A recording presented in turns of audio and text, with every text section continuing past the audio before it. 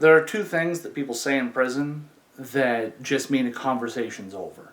It's, I'm done talking, and let the door be the bell.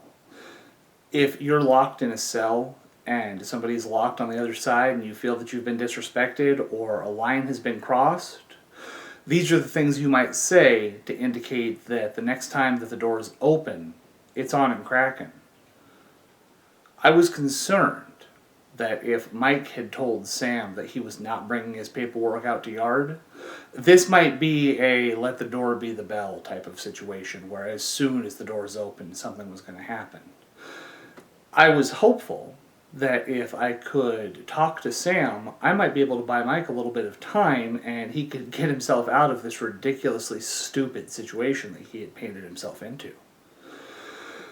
That morning at breakfast, this is Tuesday, July 19th, I believe, I hurried to get to the group where Sam and Irish were talking. You have to understand that since everybody has to walk to chow in a single file line and then sit down in the same order they were in that line, if you wanted to sit with somebody at chow, you had to plan ahead and ask to stand next to them. Irish didn't mind because he knew things were going on and I needed to talk to Sam. As we were walking, Sam asked me a question that was unexpected. I expected him to ask about Mike. Instead, he said, "What's up with the Mendocino car?" You see, a car is a group of inmates which come from the same county, and any new inmate that comes from that county is added to that car. For instance, I was part of the Mendocino car. Because Mendocino is a pretty rural county and doesn't contribute many inmates to the CDC population, there weren't a lot of guys from Mendocino in Badger section at San Quentin. There was myself, there was Shotgun Steve, an older guy who had decided to relieve a liquor store of its money and hadn't quite gotten away from the cops. And of course there was Chief Broom. Chief Broom had killed his wife, but had been determined mentally unfit to stand trial, and had just recently managed to pass the tests required at Atascadero, the state mental hospital, in order to finally be tried, found guilty for her murder, and sent to prison. So I didn't really have an answer to Sam's question, who's running the Mendocino car. The honest answer was nobody, but that was not an acceptable answer. All I had to say was, me, I guess. I've got it. Why? What's up? I knew what was up. If I was running the Mendocino car, then Mike was my problem, not Sam's problem. And so that's what it was. I asked Sam, hey, so Mike gave you a hard time? He said he wouldn't show his paperwork? And Sam said, no, he said he didn't know if he had any, and I don't know what the hell that means, but you tell him he has 2 weeks from today, and it had better be out there. This was fine. 2 weeks was plenty of time that I had managed to buy Mike. So I thanked Sam and we finished our meal. Went back to the cell. We had yard that morning. That morning on yard, I managed to pull Mike aside and say, "Hey Mike, we got to talk about this paperwork thing." It was the most frustrating and ultimately fruitless conversation perhaps of my entire life. Most yards are pretty much the same. All the inmates do the same things. You come out and you hang out in the same area, you have your own little square to work out in. If you play cards, you do it with the same people. If you watched a videotape of a yard on 2 different days, you might have a hard time telling them apart. Unless one of those days was this day.